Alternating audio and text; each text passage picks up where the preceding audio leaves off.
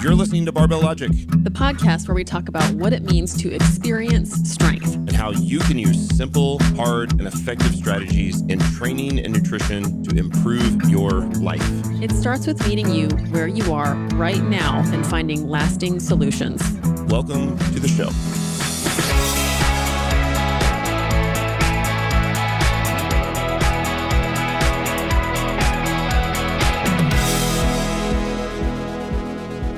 Hey everybody, welcome to Barbell Logic, Beast Overburden. You have two beasts here checking in. I'm Niki Sims. And the other beast is Andrew Jackson. Oh. Sorry. Sorry. We'll figure this out someday. All right. But today we have the real Andrew Jackson because last week That's right. we had a computer. I'm in location number 3. I think 0 for 2 recording sessions of finding a room or audio setup that is adequate to our producer, Steven. In fact, last 2 episodes, you weren't actually listening to me. It turns out that the HVAC in my garage is so bad that our producer had to reconstruct my voice using AI. So it's amazing. If you hear me calling you that you need to wire money to my account in Russia in the next month, it's probably not actually me. It's that my voice is now in the AI ether.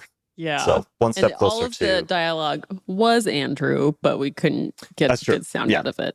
I said those things. Those are my words, but the actual audio was reconstructed using AI technology. Which is so creepy. The creepiest part... Because it sounded pretty good. Yeah. What got published was extremely good and real sounding.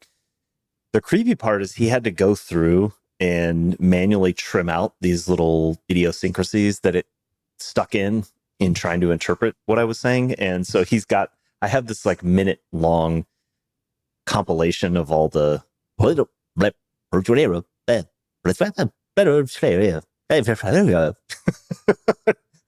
I think he titled it like Nightmares or something. A minute of nightmares. AI nightmares. So that's fun. One step closer to the Skynet taking over. Yeah. Good kind of testament to it's worth knowing how to use AI. I mean, at the same time, though, certainly was a powerful tool. Otherwise, y'all would have been listening to in the background for 30 minutes. So, some silver linings to being... our producer has such a high level. Yeah. He has a very high standard. So anyways, trying to see if I can set a new bar here. I've laid carpet down, sound absorbing materials all around, and cross your fingers. Man, good job. The softest things I have to absorb sound are my dog who's laying on the floor and my stomach. What has your stomach been doing for the last week? What? That got it to this state. It just is a stomach. It has organs in it. I thought I was going to segue into talking about the block party. Oh, no. But block party was great. Got some great calories. We had our annual staff conference, which we lovingly call block party. Got together and did some lifting events. That was really fun. We did max chin-ups, some grip test that was pretty humbling, and then a 1RM deadlift, which Andrew here did. He likes to carve his own pathway here. So instead of, doing normal 1RMs like everybody, he did a set of 3 at the top. And then for the main event, he took off almost all of his clothes and pulled 540 pounds. Yep. Well, actually, I think it was 530. I thought it was 540, but I got mixed up because my program is written in kilos because I have kilos at the home gym. And it was 240 kilos, which is 530 pounds. So, yeah. But still, that's the heaviest deadlift that I've done in a long time. Yeah, which we talked about on the previous episode. Yeah, so the triple was my program for the day. Coach gave me a triple at whatever it was. It would have been like 210 kilos. So 450, something like that, or 60. And so I wanted to make sure I did my program. And then the event for the day was a 1RM. So did a couple other warm-up reps. And then I just wanted to get fired up and, there were ammonia caps and my music. And all coaches love when you're just like, hey, I just decided to do a heavy single today. Don't you still love me? Oh, yeah, he was fine. Afterwards, he was like, I should have known. The camera knows. Yeah, he knew what we were going to be doing. So, no, it was all good. It was a lot of fun. Yeah, Block Party was a blast. Good presentations. Really good to see everybody face to face. It was a blast. Yeah. But anyway, any hoot. On to the hoots. Your presentation kind of made me think of what I wanted to talk about today. I think this is where I got it. You bring this wonderful perspective to the team of the way you phrase it as eliminating waste, where you implement certain strategies, set up workspace, set up your screen, all these tools to help you provide the most value in an efficient way. And I know that's really important to a lot of our clients in the sense that their time is super, super important. And some of us don't get into training until we're in our 30s and 40s. So we're often wondering, like, how can I get the most out of my training now? And since I've spent a lot of time bumbling around, going one way, learning something, going another way, learning something, I thought it'd be neat to talk about how you can invest in your training, meaning how you can reduce the amount of time spent dicking around and increase the amount of value you can get out of your training. What do you think? I think that sounds good. I've thought a lot about time in terms of operational efficiency, as you're mentioning. And I've definitely invested in a lot of different things over my life that have had a really positive impact. So I think it's worth talking about how to invest your time or your resources into making training as productive as possible. I guess my first question to you is what do you think investing means? Like, what is invest? What does it mean to invest? In that sense, or just in the word alone, it would be, in my opinion, like starting with something small and making it increase in value, increase in something. When you start kind of small and then it grows, where you insert something that has value to you, and then with the goal of getting something back that has more value than what you put into it. Okay. That's interesting. I don't know. I didn't get that out of a dictionary. It's probably not a surprise. I certainly think that is a great way of describing the outcome of a good investment.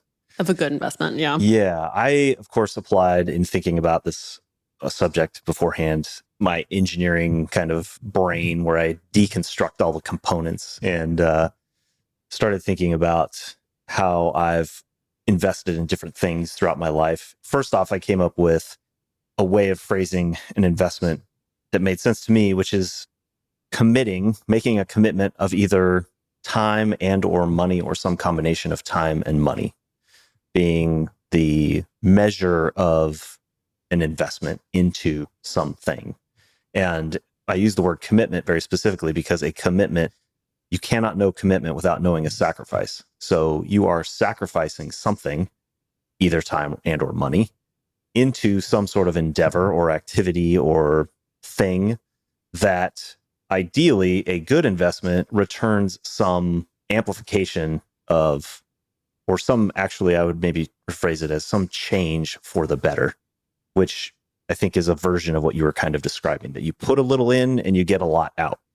I think, however, you can have a bad investment. You can also commit resources or sacrifice time and or money towards something, and it gets smaller or, return a negative change. It can be a change for the not better.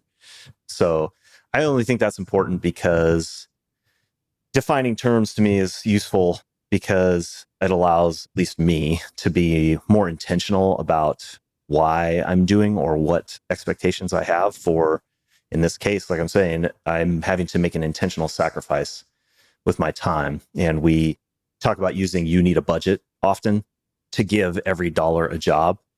And I think investments are a process of giving time and your money, in many cases, a job in the hopes of getting something to grow or change for the better out of it. Does that make sense? I love that. And it made me think of a quote, which I heard recently, which you might have been the one who told me, but we can get more money. We can find ways to get more money, but we can't find ways to get more time. Right. And so those two kind of inputs into this investment are significant. At various points of our lives, we'll have more time to play with, and at others, we'll have more money to play with than time. And you're never going to get more time really out of your investment, but it can be a bigger impact to your time. Yeah, exactly. I think that money can be a force multiplier, if you will, for your time. So the first example that popped up in my mind was education. And I think the same can be said for coaching, is that if there's a particular skill that you want to learn, theoretically, you could, especially now, teach yourself or learn whatever that skill is. And in many skills, that's a wonderful investment of your time to teach yourself how to do something.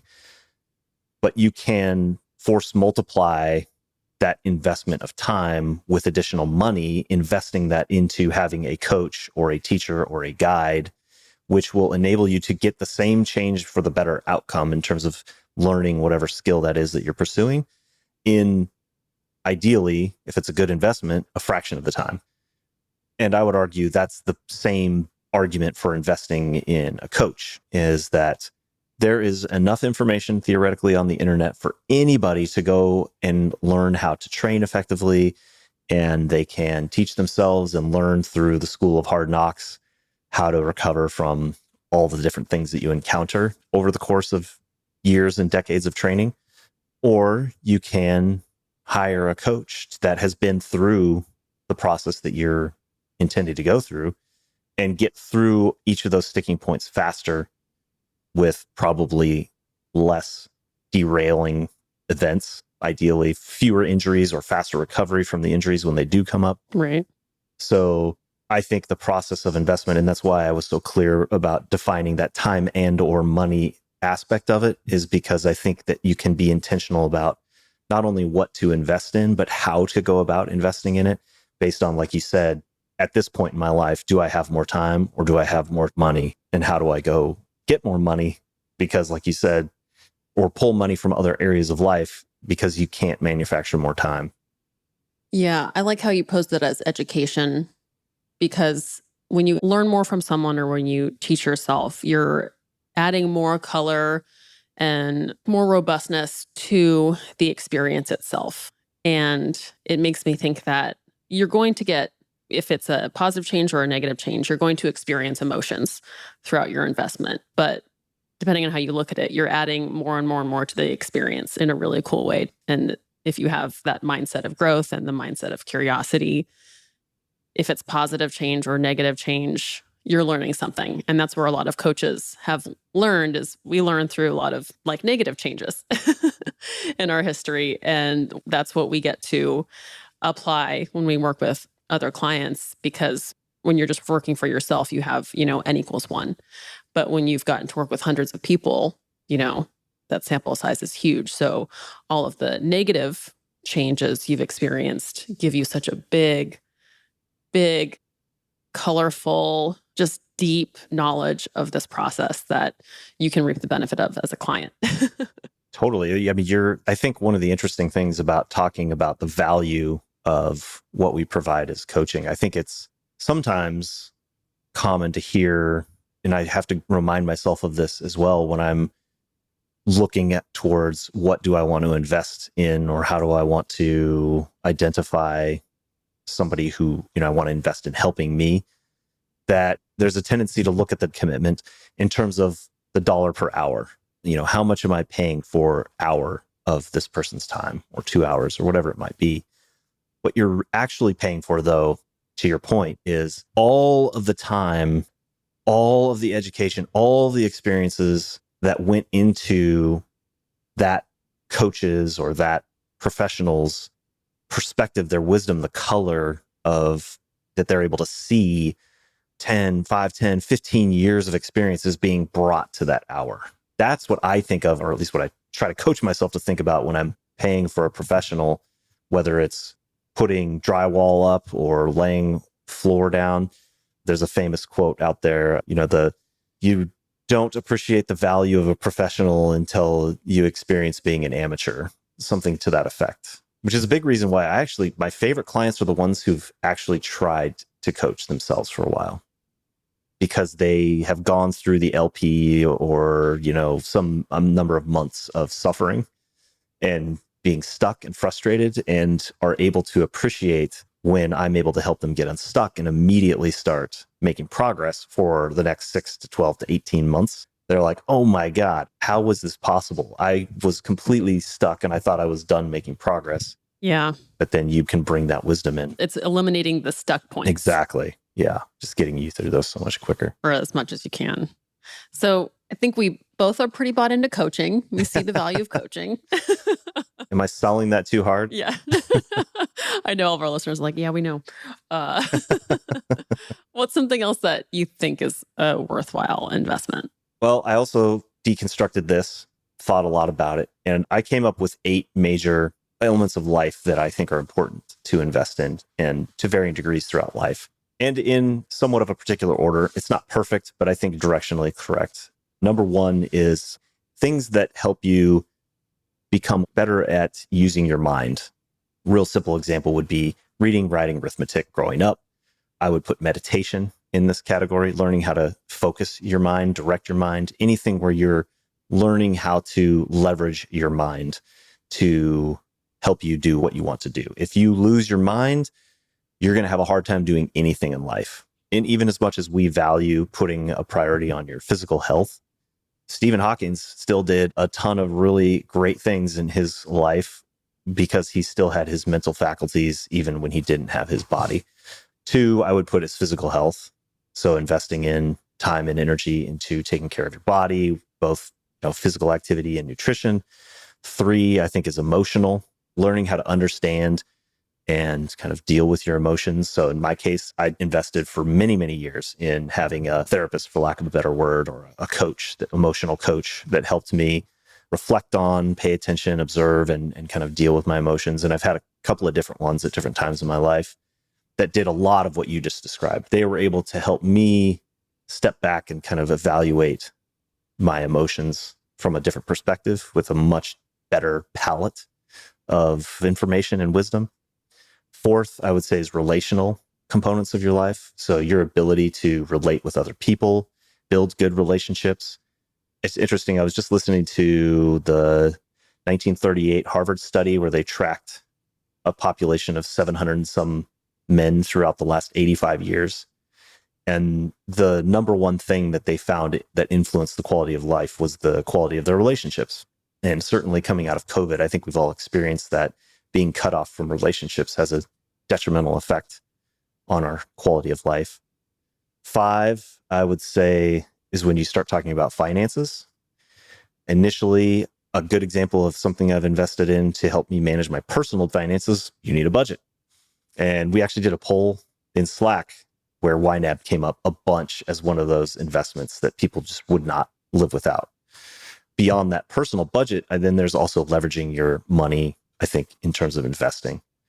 I would also put your professional development in one of those categories, like things that help you learn how to add more value to the world in a way that you can be compensated for it. 6, I would put philosophy and or spiritual/religious investment of time or money into those questions in life, those eternal truths or infinitely true things, pursuing kind of that aspect of life. And the last one that I would add in there is an artistic expression. I think there's a part of everybody or any human that craves creating and being able to express that aspect of creating. Some people, it's in business. Like right now, I find developing an app to be an artistic expression, but it could be music, could be drawing, things like that. So I know that was a bit of a detour, bit of a journey, but again, my brain is just wanting to like bucketize, organize, deconstruct things. That those were the 8 major categories that where I have concrete examples of sacrificing money or time with the intention of getting a change for the better. I love that. I like how they're all pretty diverse. Like they're not overlapping. How about you? Well, I thought specifically investing in training. Yes. I didn't go to that meta level. So I'll go through my training list. One of them was a coach because like we talked about, it can really help you get to where you want to be quite a bit sooner. But before that, I think it's really worth investing in figuring out what's important to you, figuring out your whys. Because if you're not clear on that, you spend a lot of time chasing 100 different things instead of putting, everything into one direction. And also comes with that, knowing that that can change, but the ability to kind of sit, and I think this speaks to your, what you mentioned in your ability to meditate, being able to hear what's important to yourself. And once you have that established, then it's even easier to find a coach because you know exactly what you want to get out of it. The other thing that came to mind was training equipment. Building a home gym just totally makes getting to your training so much faster. You don't have to wait for the squat rack to open up, use a crappy barbell, bring your own fractional plates to the gym, deal with traffic. You can add on to your gym as much as you need to. And it becomes your own space where you can make it somewhere you really, really, really want to be. I think we both know the value of having a gorgeous home gym. But I still like to go to, I call it the Globo Gym down the street because I get to walk there. I get to be around people. I get to see what everybody else is doing. I totally feed off of that bro energy. I love it. So that's still an investment for me because it keeps me really excited about training. But equipment, I think, is a really big one. And when you're clear on your goals, it makes it a lot easier to know how to outfit your gym too. Have you ever had an investment in that category where you struggled to pull the trigger? In the gym? Yeah. You wanted it, but it didn't cross the threshold of being enough of a return to justify the sacrifice? I think for me, like one that comes up is a deadlift bar where it was like, oh, that would have been so fun, but it was kind of easy to talk myself out of. I didn't have any like meets coming up or anything. And I'm kind of glad I didn't get one because I haven't competed in ages. But something like the monoliths, which one of the best things ever, that added so much value to my training because you can train on your own, saves your shoulders. It's just a dream. Like that is an instant improvement.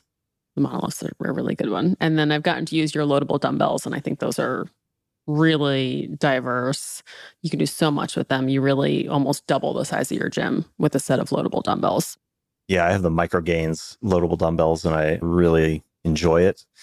I'm torn about whether to go to the next level of having one of those selectorized style like Matt does, the power block, because it's just so fast to get between the weights. And yeah, totally. The one drawback I would say of the loadable is that it's, a little bit of there's a lot of loading hassle to load and unload the dumbbells, but it's definitely it's helped expand the number of exercises I can do for sure. I would say I use it multiple times a week for sure. Another one for me, this I kind of came to recently, is having a doctor or a PT that you can rely on. I realized that I was spending a lot of time being kind of frustrated and evasive around the back thing I was dealing with, and now with the shoulder thing that's been pretty persistent. A lot of the reason I didn't want to go see a doctor was one, the cost of like getting an MRI and whatever. And then I had the assumption that they were going to tell me to stop doing what I liked doing, or it was going to feel really limited in my training all of a sudden. Maybe I was going to have to get surgery, but I just assumed that I wasn't going to trust this person. And I was like, well, what if I found somebody who I did trust? That probably would have saved me a bunch of time and my coaches through all that saga a bunch of time too. So I can see having a doctor and or a PT that you can really rely on who's really invested in the same things you are be such a great thing to find and be able to support financially. Yeah, I think that's a really interesting point. And it kind of connects back to what I was kind of poking at with the question about feeling hesitant to, or is there something you haven't pulled the trigger on? And I think it takes a lot of energy to find a good investment sometimes. You have to do a lot of homework and qualify the investment. And I think that's a big component to the resistance that comes up. How do you know it's a good investment? How do you build that trust? How do you get that feeling of hell yes when it's so easy to say no? Especially the bigger the investment gets or the bigger the sacrifice required, the harder it is to feel that hell yes, because you don't know what's on the other side. Even as something as relatively trivial as, like, I went shopping for an e-bike recently, and it was so frustrating because while going through the process of shopping, looking for the hell yeah, I was starting to accumulate guilt for spending the time on that process, because the more time I spent, the more it was almost like a cost fallacy, where I was starting to feel like this time is wasted because I still haven't made a purchase. And so I would just feel like even more and more pressure to make a decision, even though I hadn't found the thing that I wanted yet, which that sounds trivial, but I think that's one of the hardest parts of making any investment, is trying to figure out how to listen to your intuition while still pushing towards some decision at some point, and figuring out how to invest at a level that you might lose. Like, I mean, that's where it gets into kind of a gamble. At some point, you're having to invest something or sacrifice some amount of time and money, and you might not know whether you get the return for some unknown period of time in the future. Yes. So how are you, like, with this doctor choice, that this is new, right? That you're kind of pursuing that? Yeah, it happened because I had a bench press day and I had like a couple reps and my shoulder just totally got lit up. And it's at this weight that used to be a breeze of a warm up. And now I can't even bench 135 without my shoulder getting just totally lit up. And I was tired of being tired of it. So it's like, okay, time for me to just get this sorted out. So anyway, it was actually pretty easy to find sports medicine doctors, and I'm going to go see one like next week. So, so okay, so that's an interesting another angle to it, maybe, is that sometimes the resistance is that it's a lot of effort to figure out whether it's a good investment. Sometimes there's not enough pain to motivate action. something, or I was just too deep in it, and I've gotten so used to feeling good while I'm training now. Like, Ooh, it's different. so it just snapped you out of it. I spent a lot of time just being like, well, this is how it is now. You need to be in pain. And now I'm just like, no way, that hurt. Ouch. I don't want to deal with that again. Yeah, yeah. And also, I don't know if anybody can relate, but just figuring out health insurance and Yeah. which doctors accept what. Just, Yeah. I hate dealing with it. Yeah. But I also hated being kept up all night for my shoulder. So drew the line. And anyway, we'll see if we can find a good kind of teammate in that realm. That's a great way to put it. Yeah. We'll see. We'll see.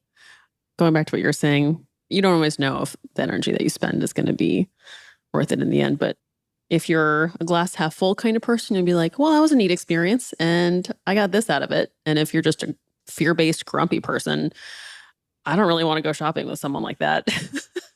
Yeah. You're going to be resentful. Kind of, yeah, you never know. You don't, but I do think that, to your point, understanding your why, being clear, and that's why I mean, again, I know it's probably sounded like I was rambling a lot, but being intentional about what it is that you're sacrificing your time for, what the expectation is. I think being clear on that is as important as the rest of the process, because then you know why you're sacrificing your time and you're making a conscious choice to give that time or money a job towards one of those aspects of your life that you're being intentional about. And like you said, either you will benefit from that return or you'll learn from the choice, and you can own that choice. And to me, that's important, because a lot of times I'll hear myself saying, I don't have the time or I don't have the money to do X. But that's not true. It's that I haven't taken ownership of putting the time and money into the thing that I value. And instead, my time and money are being consumed by some other thing that I've let consume that resource. So you can phrase it differently. I can take more ownership and phrase it as, no, it's not that I don't have time or money. It's that I've allocated that time and money to this other thing. Huh, that's interesting. There's a whole bunch of time and money that doesn't fit into one of those 8 important aspects of my life. Maybe I should YNAB some of that time and money over here, stop complaining that I don't have time to do it, and go make that happen. But anyways, that's my internal soapbox to myself that I keep running into. Yeah, that's a good one. I like realizing that stuff because you end up being more honest with yourself and with people. Exactly. When you're like, oh, I really wish I could be there, but I can't. When Right. actually you made other choices, you could have been there, but you chose to be where you are. And so, Right. like, you and I stopped saying, I wish I could, Right. because we were at some point like, well, we thought about that, but then we decided not to. That's right. So Nope. That's fine. You don't wish you could. You actually chose not to. Right. So deal with it, Andrew. Suck it. Yeah. Yeah. Totally. But yeah, the last thing that I think is worth investing in is sleep. I think it's because I'm just so sensitive to not sleeping very well anymore that doing whatever you got to do to get a good night's sleep makes everything so much better.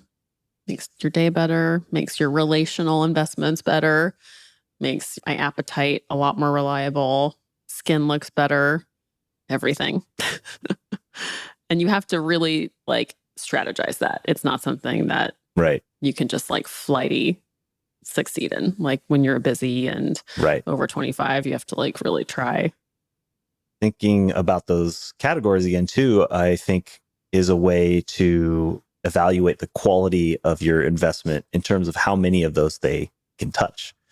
And sleep is going to probably influence all 8 of those aspects of my life. Certainly, if I'm not getting good sleep, my brain stops working, my body doesn't perform as well, my emotional regulation is going to be off, my relationship quality is going to suffer, my professional life is going to suffer, my financial life is therefore then going to suffer. Like, you just go down the list.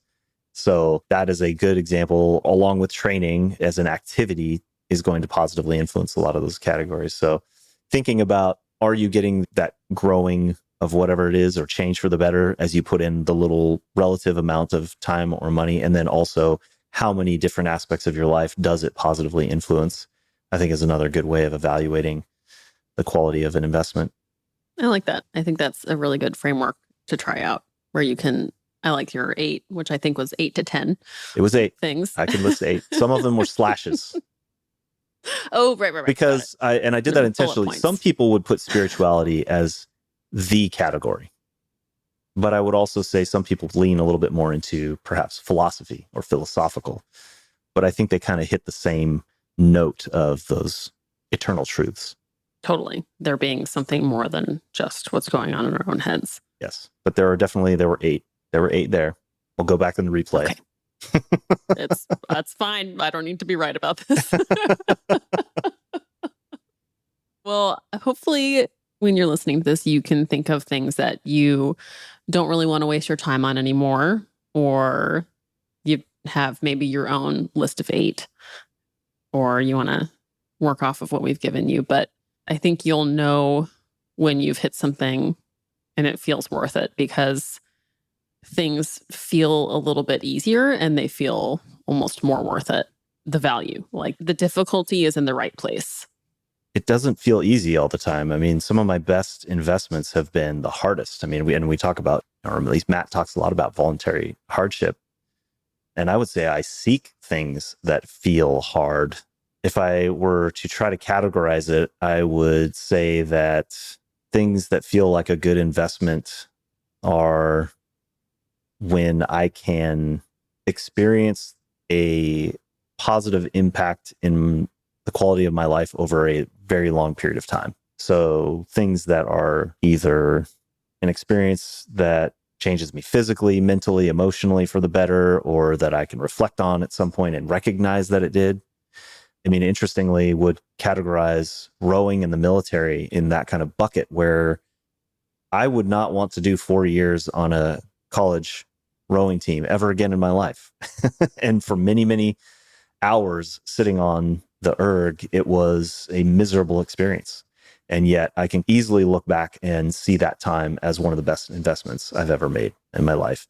And the military, I wish I had a better attitude about it while I was in, because I think I would have experienced it better. But I was really unhappy in the military, and yet look back at that 6 years and probably see it as probably the most important investment of time that I made in my life, in terms of how much it still benefits me to this day to have gone through that. So sometimes I think it's really hard to know whether it's a good investment until even years later when you've got a different perspective on your life. So I don't know if that makes any sense or not, but No, I like it. It's the mindset of seeing what you got out of it. yeah. You're like, you're able to see what the values were, even if it didn't feel wonderful at the time. Thank you for this philosophy corner. Things my brain spins on at 2:00 in the morning, staring at the ceiling and listening to the people screaming outside. I don't know why there's people screaming outside, but it might be because I'm in a hotel room that's in the basement right next to an alley. I don't know. In the middle of downtown Springfield. In downtown Springfield. Yeah. All right. Well, thanks for listening. Thanks for joining these two beasts in the cave of thought. And if you enjoyed this, hopefully you did, let us know. Give us a review and send us an email with literally anything. And we'll see you next week. Bye-bye.